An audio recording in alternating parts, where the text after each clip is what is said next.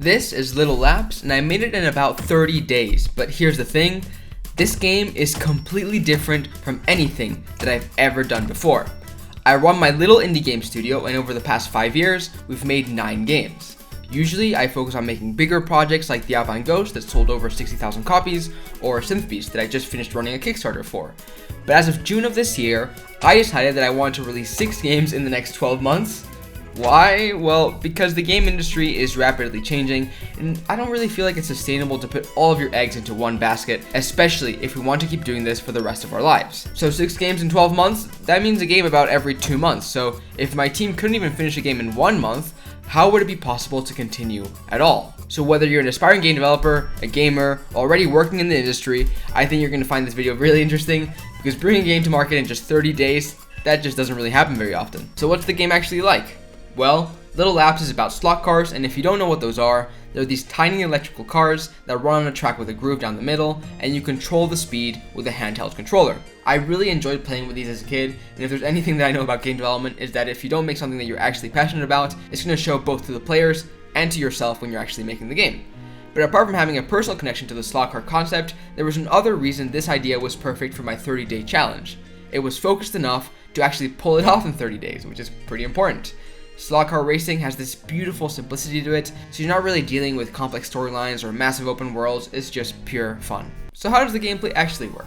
Well, it's actually really simple. You have the course, one button, and that's about it.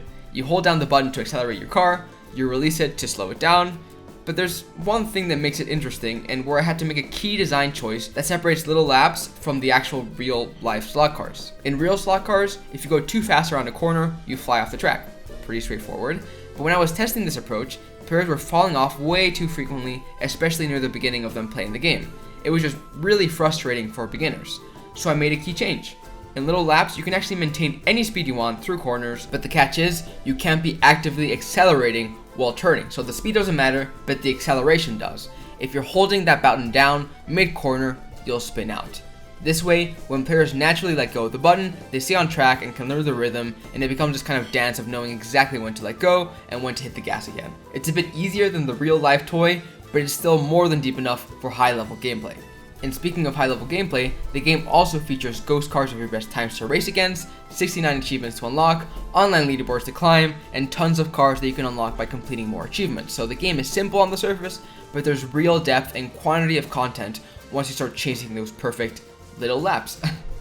So that's the gameplay, but obviously the art is also really important, and developing the art style was actually a pretty iterative process, and each version taught me something crucial about what the game needed, not only in art, but also in gameplay and visual clarity. I started with a basic gray box version using a perspective camera, and this was just for the testing of the core mechanics. I also experimented with some camera movement, but that made me really motion sick, and actually that's the exact same issue that I had with other slot car inspired games, so I locked it in stone right there. The camera had to be orthographic and completely static. One of the core design tenets of the game was that it had to be easy to kind of ingest the game, for lack of a better word, and this is one of the ways in which it came out. So then, the second art iteration added a more detailed kind of environment with cel-shaded 3D decorative elements, and it looked okay, but I ran into a major problem, and that is that the track blended too naturally into the environment. It wasn't supernatural, but it was natural enough where you couldn't really tell what curve would spin you out. So in short, the gameplay was really suffering because of unclear visual communication.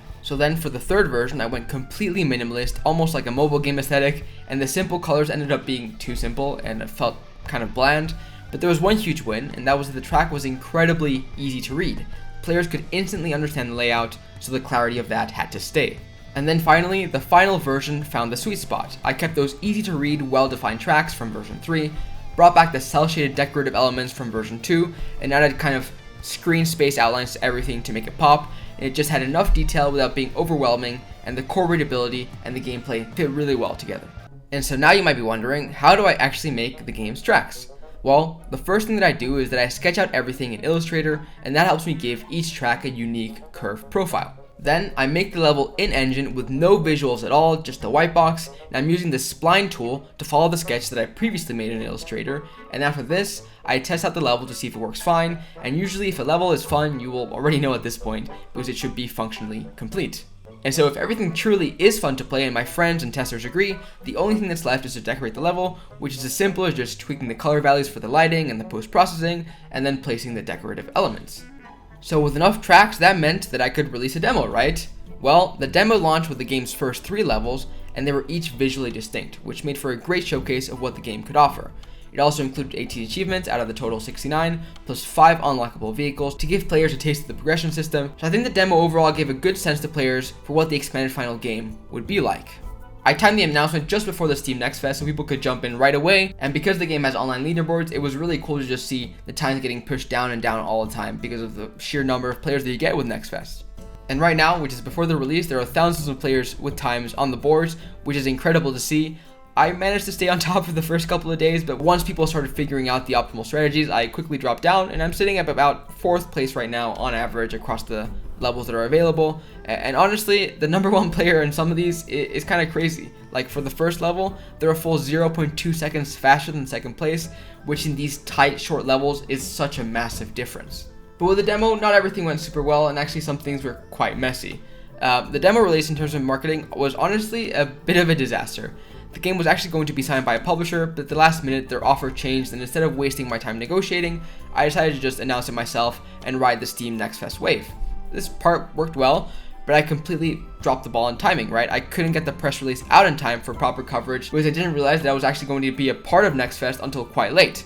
So I didn't get as much coverage from press as I usually would. There was also another marketing disaster later on in the game's development. We somehow got kicked out of a major event because of a Steam related issue that I still don't really entirely get, but I'll dig into that whole mess later.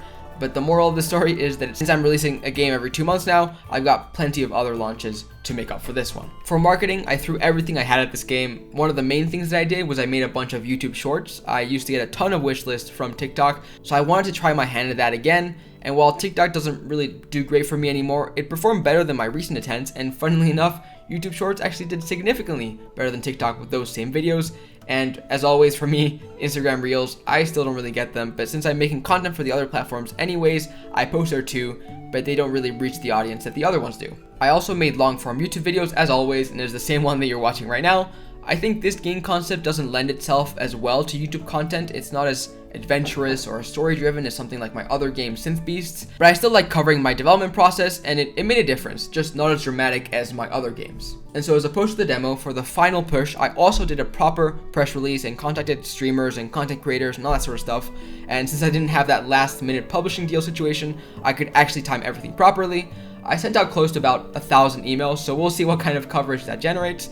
The game comes out today as I'm posting this, so of course I don't actually know this. And that brings us to the final marketing push that I was planning on doing, but there was a big issue, as I mentioned earlier. My plan originally was to be part of the Steam Racing Fest, which ran up to yesterday as of the posting of this video, and then I was planning on releasing the game a few days later. Everything was perfect until the first day of the fest. The game just wasn't there at all. I frantically contacted Steam, and they said that the game hadn't even been registered, and I literally had a screenshot showing them that it had been, but they said that it didn't matter because it wasn't in their system. I don't really know how this happened. My best guess is that because I had the game originally on my old personal account and I moved it onto my company account, maybe there was something to do with the transferring that kind of deregistered it from the fest. I'm not really sure, but looking at other similarly sized games that were part of the event, I probably lost out on about 500 wish lists, and that's genuinely a shame because those are super relevant, engaged wish lists. But like I said before, these aren't really normal circumstances and they'll be avoided for future games. So Little Labs has just been a bit unlucky, but that's life, I guess. And so that brings us to today, the release day. And if you want to support the game, it's out right now for just $4.80 USD or equivalent. It's also got a 20% launch discount for the first week, so go get it before that runs out. The link is in the description, and I'm super proud of this game. It's the kind of thing that I would have loved to play as a kid when I wanted to play slot cars, but it was maybe a bit too much of a mess to take all the tracks out, and I hope that playing it brings some joy to you the same way that it did for me when we developed it. If you think your friends would like it, share it around with them, and maybe you can even compare times on the leaderboards and stuff like that. The game does kind of need a bit of a push because of the two big marketing misfires that it had, but regardless of everything, I'm really happy that we made it. Either way, that's it for this video. I hope you enjoyed Little Laps, and subscribe to catch more devlogs because I'm going to be making lots of those for the many games that we'll be releasing this year. Bye.